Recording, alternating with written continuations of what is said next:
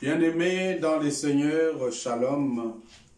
Aujourd'hui, nous célébrons le dimanche des Rameaux, où Jésus est entré en triomphe, en tant que le Fils de Dieu et le Roi des rois.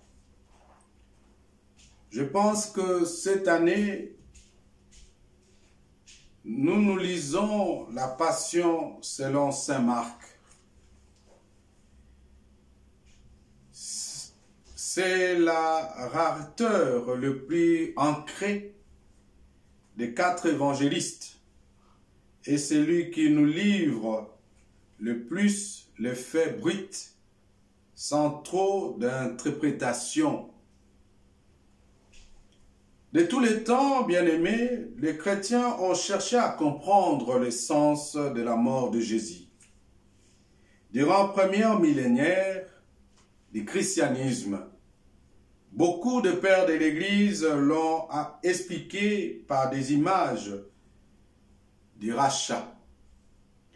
Dans une société encore marquée par l'esclavage, ils ont comparé l'humanité à un esclave dont le démon se sert rendu propriétaire. La mort du Fils de Dieu serait alors un prix à payer par les pères pour arracher ceux qui sont esclaves. Mais, qu'en étant dans cette humanité, lui donna la liberté. Jésus s'est sacrifié non pas pour rien, pour nous libérer. Je pense qu'aujourd'hui, nous avons fait la lecture des passions du Christ. Comment Jésus a été arrêté. Il savait que ces choses devaient arriver, qu'il devait se sacrifier. Jésus, en allant à la montagne pour prier, il a amené ses disciples. Au moment où Jésus priait, il a demandé de rester à ses côtés, de prier avec lui. Mais ces gens, ils se sont plongés dans le sommeil. Et chaque fois qu'il venait, il les réveillait. Il dit, réveillez-vous. Restez éveillés, priez, car l'ennemi est proche. Mais ils étaient dans cette faiblesse de l'être humain, entrés dans le sommeil profond. Et à la fin des comptes, Jésus est venu. Quand il priait sur cette montagne, il demandait à son Père si c'est possible qu'il puisse ôter ce calice de souffrance devant lui. Mais le Père a laissé que son Fils puisse boire ce calice parce qu'il savait, il y avait ce motif final qui doivent libérer nous qui sommes captifs dans le mal. Nous qui nous étions faits esclaves par le mal pour que nous soyons sauvés, que nous ayons la liberté, nous soyons affranchis. Mais nous devons comprendre que Jésus a pris ces risques, non pas pour rien. Et ces risques que Jésus a pris pour que moi et toi, bien-aimés, nous puissions avoir la vie. Nous avons vu dans cet évangile que Jésus a été trahi par Judas, dont la Bible nous montre dans certaines recherches qui fit l'oncle de Jésus. Et le bon trésorier aussi de Jésus.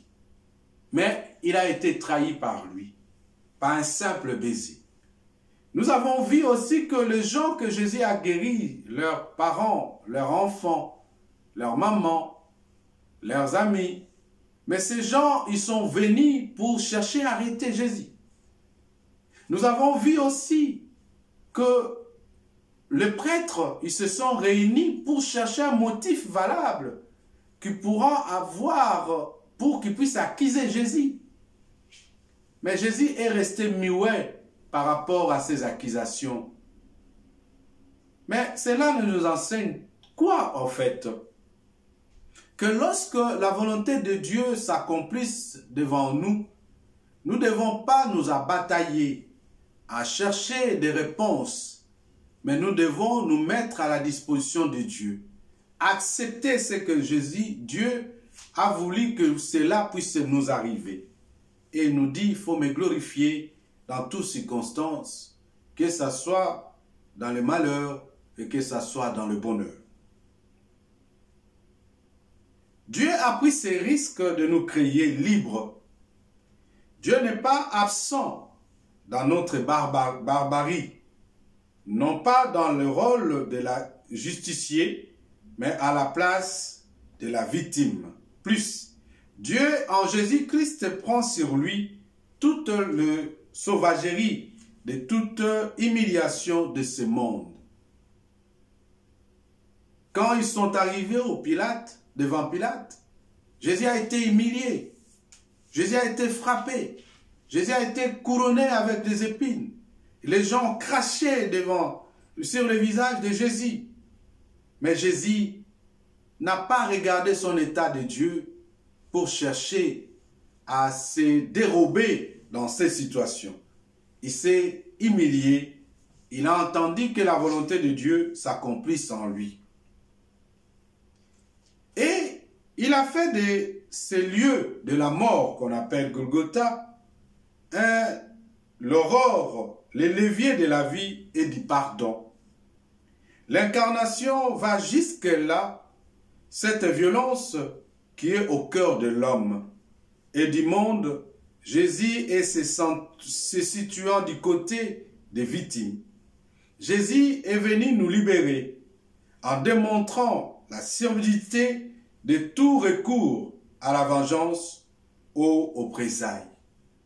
Comme l'un de ses apôtres, il a sorti le couteau pour couper l'oreille d'un serviteur d'un prêtre.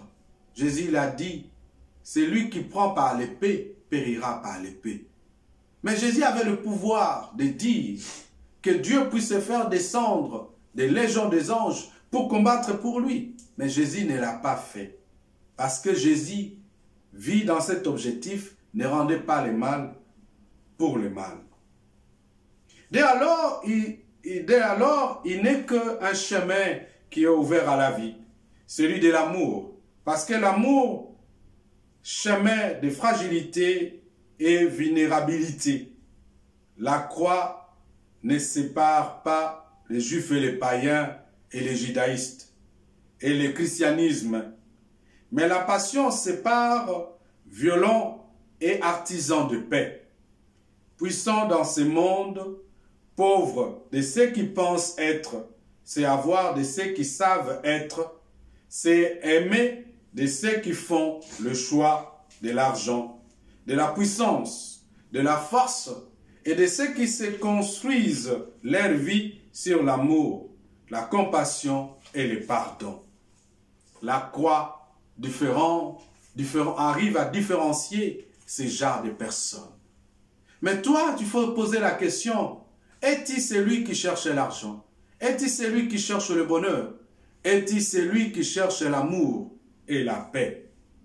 En écoutant cet récit que nous avons écouté de l'évangile d'aujourd'hui, demandons la grâce de Dieu bien-aimé, un peu comme Simon de Cyrien. Simon de Cyrien, il a aidé Jésus en portant sa croix. Il s'est fait frère des réquisitionnés par des soldats et qui presque malgré lui a soulageant Jésus, voyant cette semaine. Cet homme, il a préféré être à côté de Jésus au moment où Jésus souffrait pour essayer de lui soulager, l'accompagner un peu dans sa peine, dans sa souffrance. Il serait mieux que moi et toi, bien-aimés, nous puissions prendre cela comme exemple, à être à côté de ceux qui sont